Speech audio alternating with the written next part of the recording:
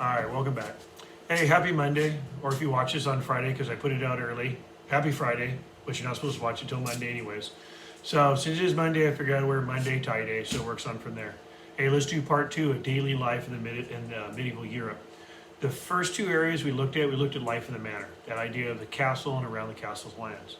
Second idea we looked at basically life in the village right immediately around there. However, let's take a look at our next two. Our next two are going to be life in the towns and then life in the monasteries. As far as the town is actually really kind of a cool place to be. I got some pretty neat pictures and stuff for you here. Who's in the town? The towns are your merchants, your traders, your small craftsmen. Anybody who's in the town there, and this is where you'll see, like in that movie Castle, they do a real nice job of who's in the town and what's kind of going on there.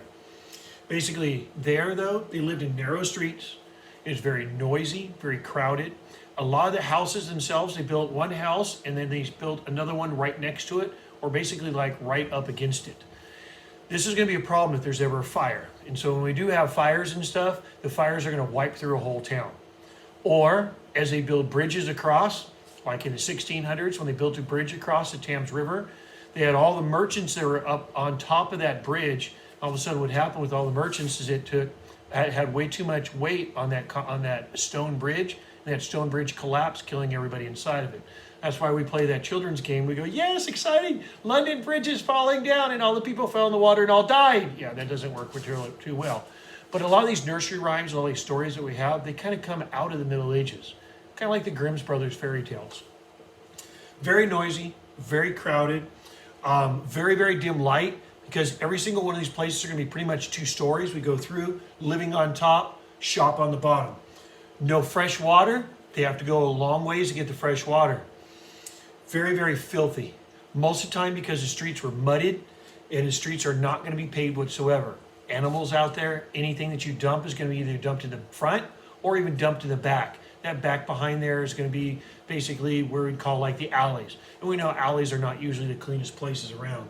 Sometimes the mud got so deep and so thick from people coming in there that you had basically knee-deep mud going through that. Very, very poor structures because they're all connected together, the best that you actually could. This is the idea of the town. This one here has what's called Cobblestone Street. There are still some old cobblestone streets today. One of the most famous in the United States is actually in Philadelphia, called Etheridge Street. It is the oldest paved street in the United States. If you ever go there, you'll just see a small little area, all these houses along it. If you turn your back and turn the other direction, that's where Betsy Ross's house is. But here we see this street right on through here. They kept window boxes with flowers in them, especially window box flowers, because if you open up your window, you want sweet smell to come in through there. Because if not, you had the rush of whatever it was in the streets. You see the houses all basically right on top of each other. If a fire ever ripped through this, it would take down the entire town. And we do have those problems. This is kind of a modern day look at one right here. This is kind of an Elizabethan, or one that'd be straight out of London area, named after Queen Elizabeth of England. Okay, Elizabeth I. If we look at this here, we can kind of see the shops and stuff would be all on the bottom. The living quarters would be all up on top. Okay, these places, a lot of them are 2-bedroom or 2 floors. You'd have basically your living up above and your sleeping up above, and your shop down to the bottom of that. And your shop, we kind of still do a little bit of that today. If you go to the big city, you see everything basically with all the shops and stuff on the streets, and then you have apartments, condos, housing, and stuff all up above. Jobs here, the number one job is going to be trading. And they're bringing in a lot of goods and creating a lot of goods. Okay, craft work of all kinds. Merchants selling everything, and also things such as even money lending. Some of those jobs you can see just from this list on here, anything from apothecaries to armorers. Apothecaries, once again, these are your pharmacists. Bakers and barbers and basket makers, blacksmith, bowyers. Bowyers is people who make bows. Brewers. Water's not safe to drink, so most people are drinking beer and ale and different things from that. You have carpenters, you have chandlers, you have cloth workers, you have cooks and coopers. Coopers make barrels. You have curriers, they prepare basically the leather. You have cutlers, you have distillers, you have drapers. Drapers, they basically sold the cloth along with the dyers who dye the cloth. You have basically people who sold fish, called fishmongers. Gardeners, people who basically sold flowers and plants and different things from that. Glaziers, they made glass windows. Haberdashers, they made hats and gloves. Ironmongers, basically dealing with iron. Joiners making furniture. You have all these people here from Lauriners. They made horse tack, anything that you need for your horses, everything from their painters and pattern makers and pewterers. Basically, pewter is going to be a big thing that we use plates and cups and bowls out of. Saddlers, you have salters, basically for salting the food so that it actually preserves because there are no refrigerators. Tailors and tin platers and weavers and wheelwrights and woolmen and all these different groups and groups and groups of people all over the place. Now, problem is I could read this to you. You can read this, but the thing is most people this time could not read. Being illiterate was huge. So through the town, what we saw is we'll see a lot of people put up basically signs. Those signs are going to be signs to advertise their shop, and you knew what these people did. If you saw this here, you know that they're actually trying to make design, trying to actually build something with those compasses, and so you knew that you would walk into the carpenters if you needed something. You knew here where they're working with stone that they basically are the masons. You knew here is where you went for basically any of your birds or stuff that you wanted to eat or if you wanted to raise. So you had your poulterers. So you had those different signs on there. Signs were everywhere and signs were extremely important. And with those signs became big. Okay? The last group on here is called Life in the Monasteries. The monasteries, these are your monks, your nuns, your servants. This group of people probably lived in the most luxury. Why? They didn't have to worry about being attacked. If anybody ever attacked a monastery, now they're attacking Christianity, attacking God, and basically everybody groups together and then goes to war. So now the thing is no one ever attacked them. So they didn't have to build their big castles. They built manor houses, they built outer walls, they took care of people. They were able to spread out a little bit further. This area is kind of a mixture of everything. It's a mixture of a town, a village, and a manor. This would probably be the best place to actually live. It's a great place actually for help. These are going to be our first schools, our first colleges, our first orphanages. These are going to be our first places where we can go for the traveler and weary traveler. So if you were poor and you were traveling, this place you could stop.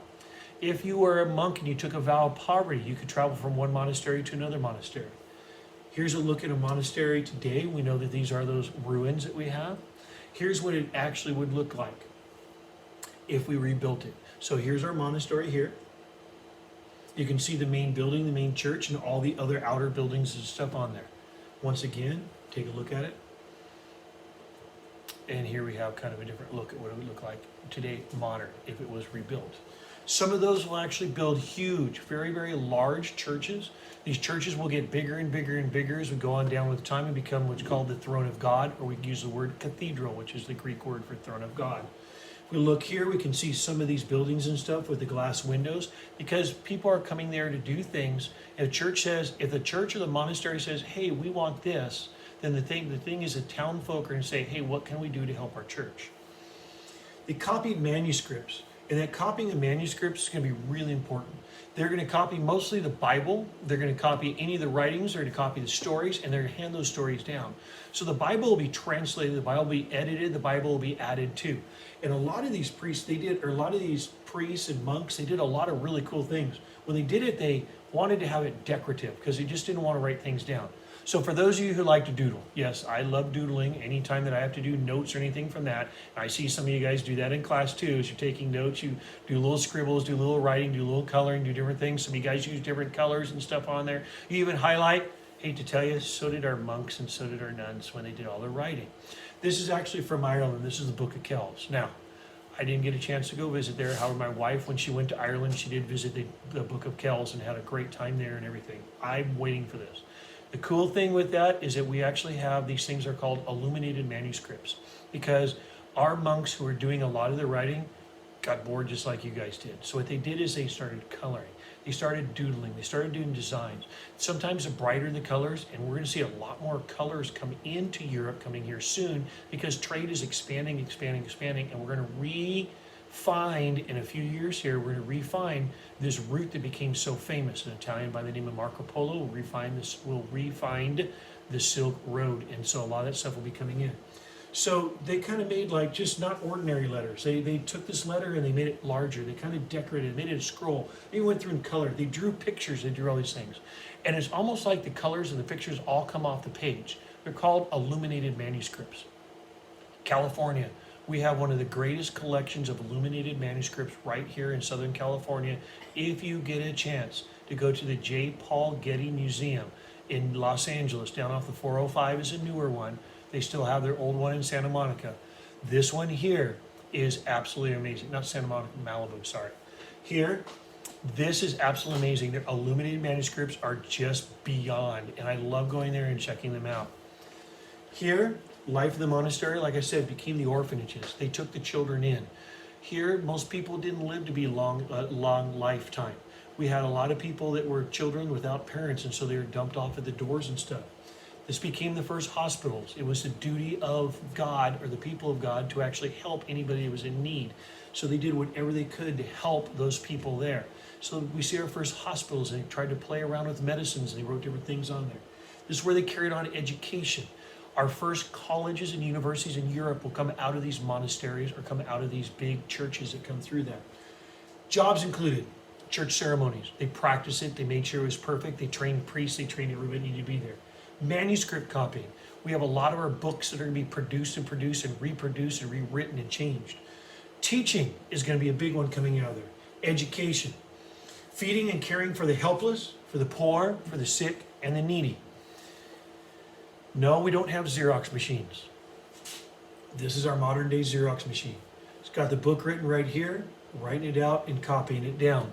These have been handed down from generation to generation to generation. Here you can see them growing food for the needy. Yes, they had open farmland and stuff that was all out there. Sometimes people came and said, hey, we have extra chickens. We'd like to donate the chickens to the church.